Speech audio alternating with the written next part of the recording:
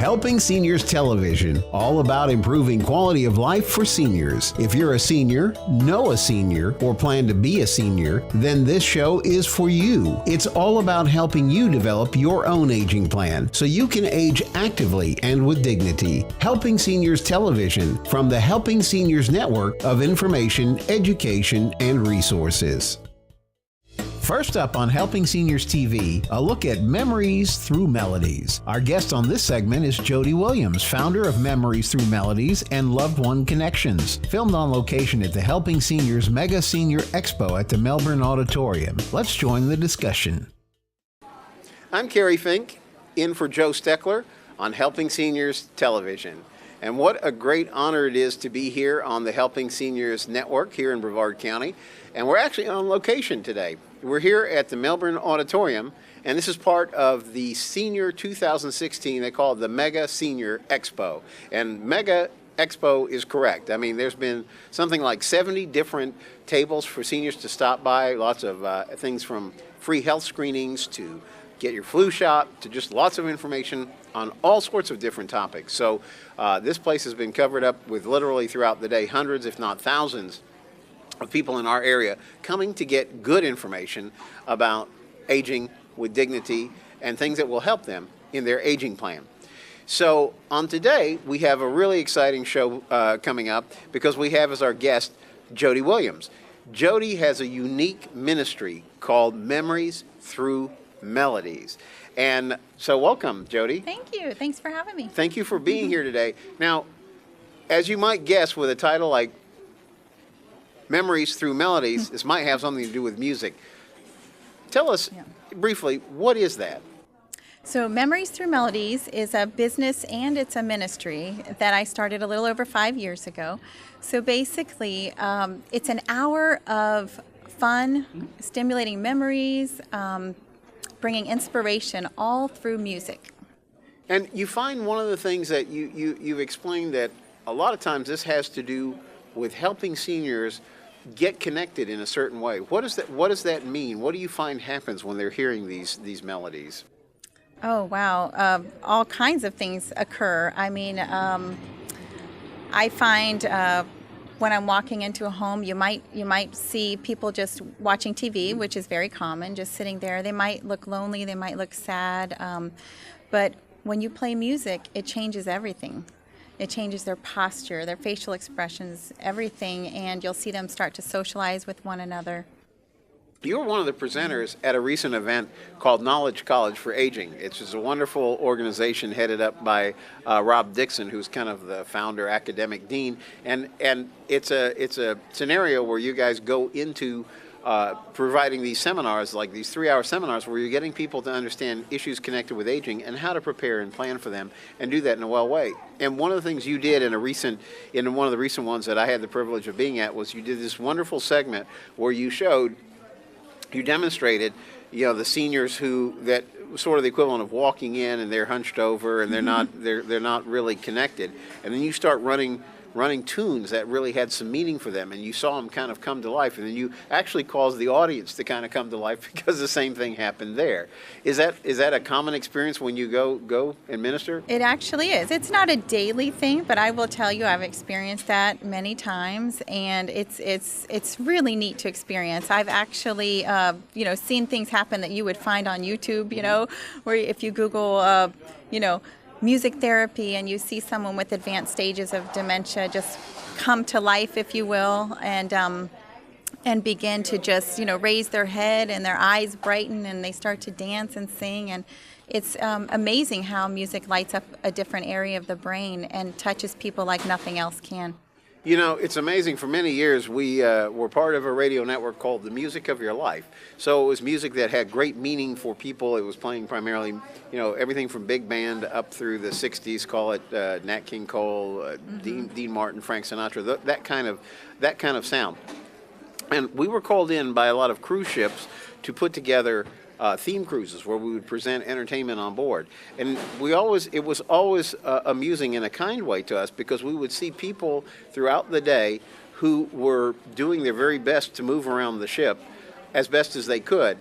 And in the evening, when that band hit that first note, it was like literally something just lifted 20 years off of them, and Right? it was Yeah. phenomenal. And I guess you see that a lot in what you do. It's so true. It's so true. I will tell you, for example, just yesterday I received a message from the daughter of a lady that I see one-on-one twice a week, and she said, I just want to let you know, I just spoke to my mom, and she said that you made her day a better day just by coming singing with her, playing music. And that's the kind of stuff that's like, okay, this is why I do what I do, and it's almost emotional for me. So one of the things that's fascinating, I was going to ask you, that was going to be my next question. Who do you work with? You work sometimes with a group of people, and sometimes you work with individuals. How does this work? Right. So the answer is yes. So I work with all of the above. So I actually travel to large assisted living facilities as well as the small group homes, and even people one-on-one, maybe in a private home, shut-ins, bed-bound people, whoever needs my service is who I do music with. So I see all different types of groups, and I really don't have a favorite. I'll be honest with you, they're just different. Like the large groups, I really enjoy the energy, the feedback that I get, and to watch them socialize with one another and just begin to have so much fun. But I also really value the one-on-one with the person who's in that bed day after day, and maybe desires to share, a memory or a story, and for me to just take that time with them, it's so priceless, and so I enjoy both, really. So one of the things that's interesting is that you probably find yourself being like a connecting point, because you're ministering to a senior, but then there's a family member or family members who may either be out of town, they're not necessarily able to visit with their loved one, and it's funny because even though your first mission is to work with that person, it seems like you're bringing the family together in some way. It's true. It really is true, because think about the family. They're concerned about their loved one every day. They're not with them, and for them to know that somebody's coming in,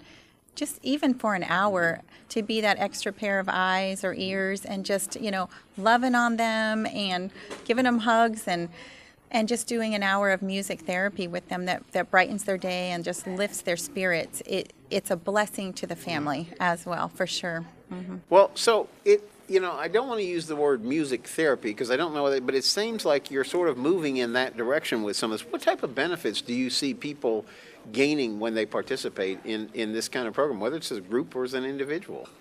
Right. Yes, I definitely see. As I mentioned before, it changes the atmosphere of the home or just the person. I've even had administrators and CNAs tell me that I want you to know that after you leave, and it's not me.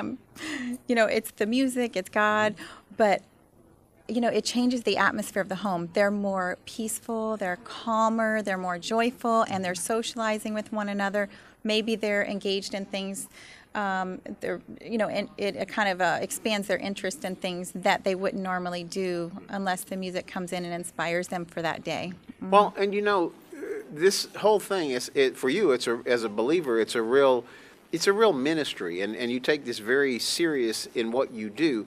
And I know a lot of research has been done on this topic of how music can trigger certain reactions and memories in the brain. You must have some phenomenal stories. Can you think of one you might want to share? I have. I've truly witnessed people, advanced stages of dementia, head down in a wheelchair, and for some reason, one song would spark something in them, and you'll see them, their head come up. And I witnessed this lady, and it was just, I'll never forget it. She screamed out loud, and actually the song was Tutti Frutti by Little Richard. I'll never forget it. So she squealed and began to, dance around, and it was just, and even the CNAs were like, oh my goodness, she never talks. She never, so it's truly a real thing, No, it is phenomenal. And I know you're connected, like we talked about earlier, with the Knowledge College for Aging. And one of the things that is happening, I know there's a big day that's coming up. I think it's February 18th of next year. And Rob has the Knowledge College partnered with Health First, and you guys are going to do a big deal in front of 200 or 300 people over at the Hilton Rialto. And you know, I saw what you did in the church environment with like 100 people, and how when you made the point, you were using a song from a movie, and you said, "What would this movie be without this song?" And you know, everybody instantaneously understood it. What if somebody is doing caregiving at home?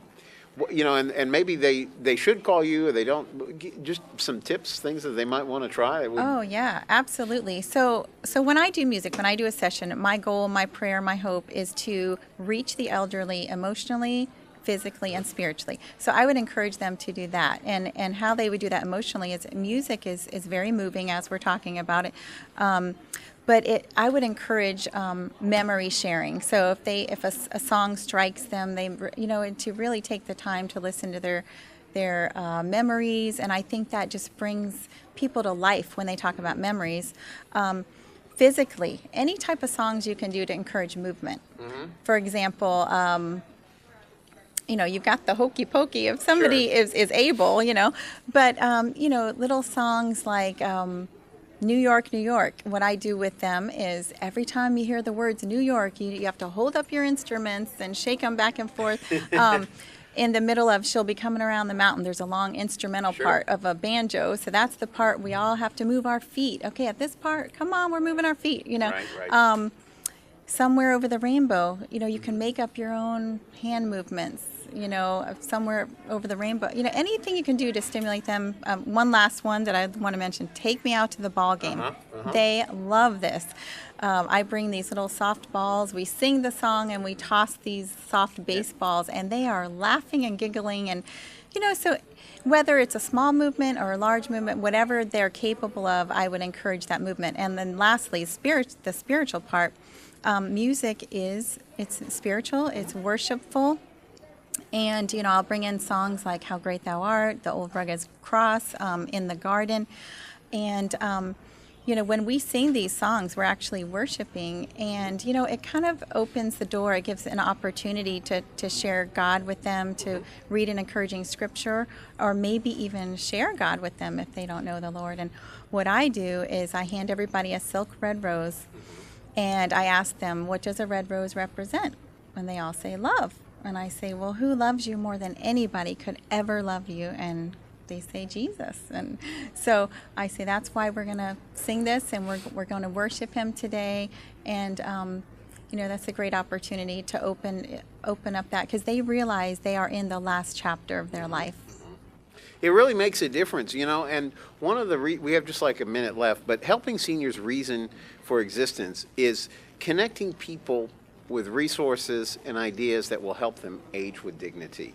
And a lot of times, people, like you said, it could be a last chapter or whatever, but why is this your thing? Okay. When you talk about a why, that makes me want to cry.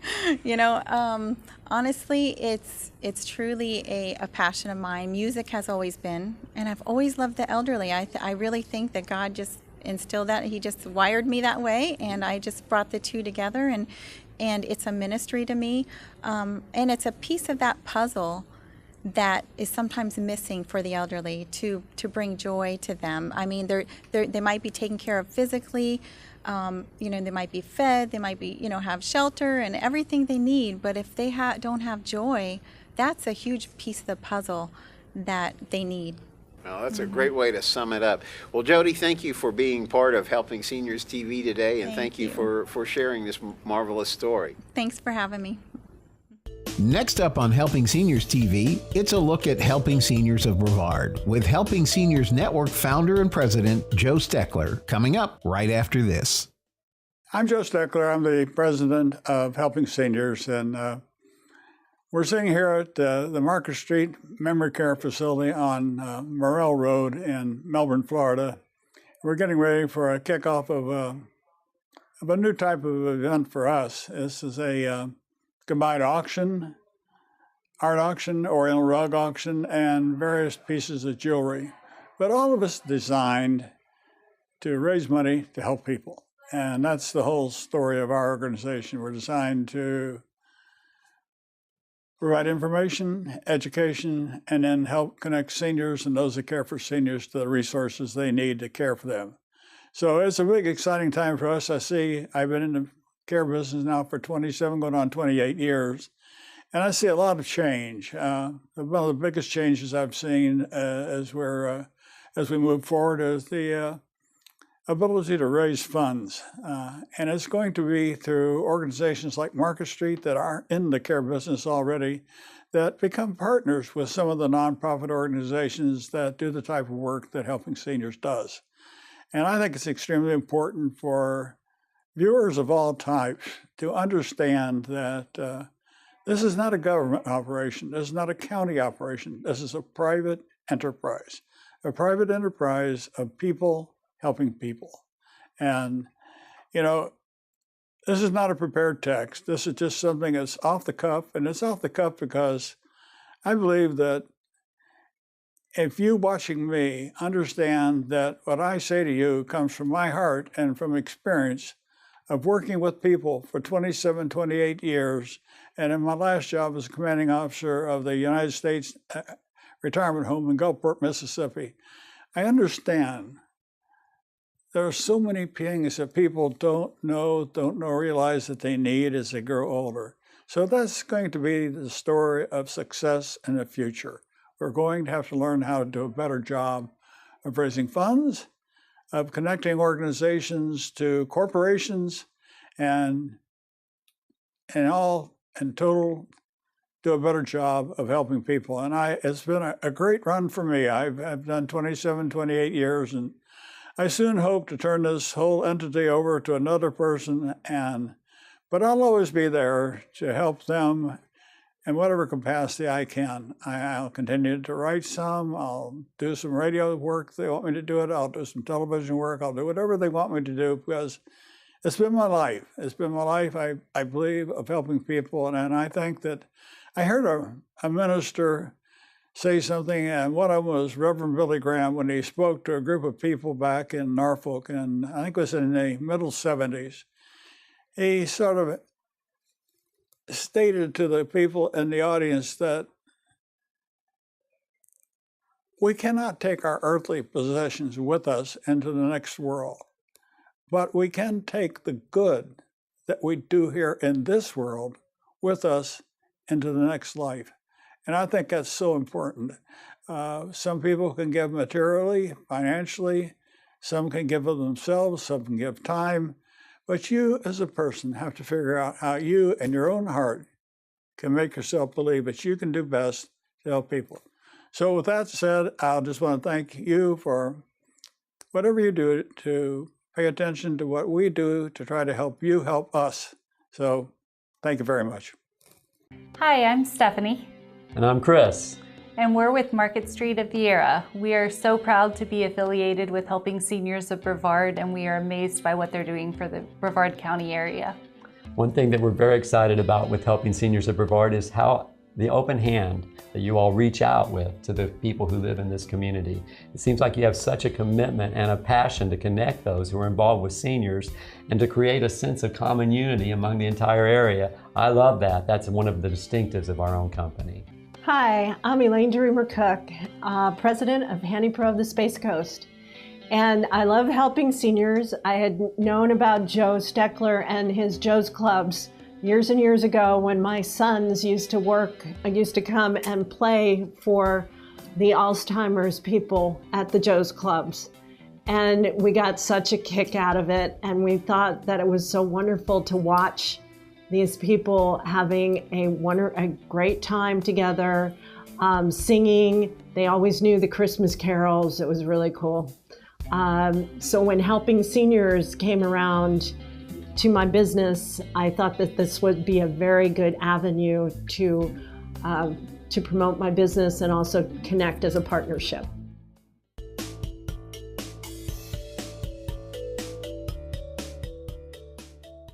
Helping Seniors of Brevard County is an organization, a new nonprofit organization designed to help seniors. And in my short presentation, I'll tell you what we do, what we hope to do, and how we hope to receive your help.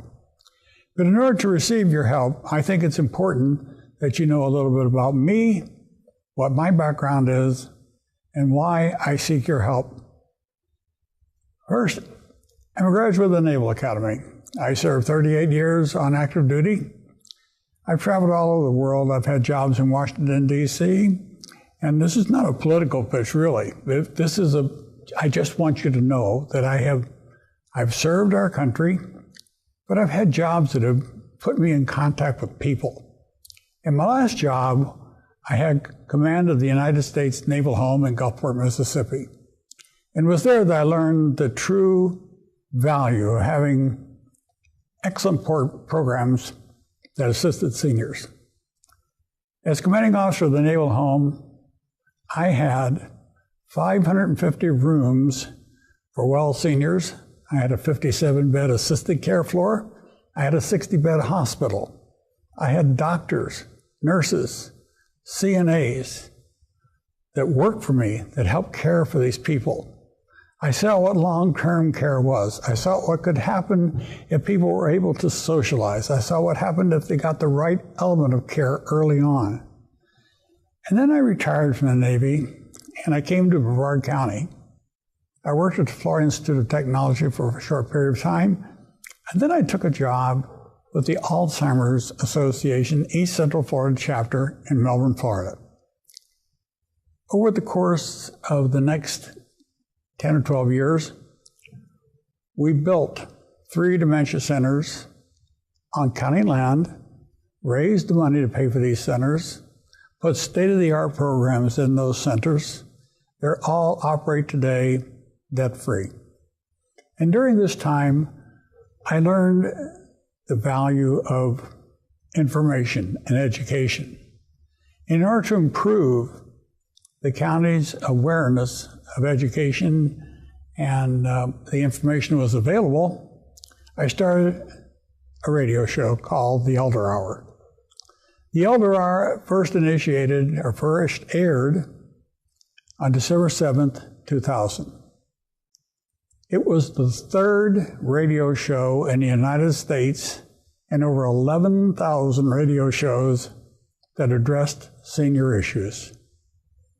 Within a month's time, I had the offer of a contract from Talk One Radio in Los Angeles. They wanted me to do a 3-hour daily, weekly radio show. I said, no, thank you. Brevard County, Florida was my home. I wanted to stay here. I wanted to see what we could do to make things better for senior citizens. So over the course of the time, from the early 2000, 2001, 2003, I knew that we needed to improve our education programs and our awareness especially. So then in 2007, I was able to convince Florida Today to let us have a column called Focus on Seniors in a daily life section of the paper. We had a weekly column. I had a doctor, a financial person, a legal person, myself, a psychologist. We wrote columns on senior care. And then in 2007, we also branched out into television, and we developed a show called Aging with Dignity. We filmed over 220 episodes of Aging with Dignity.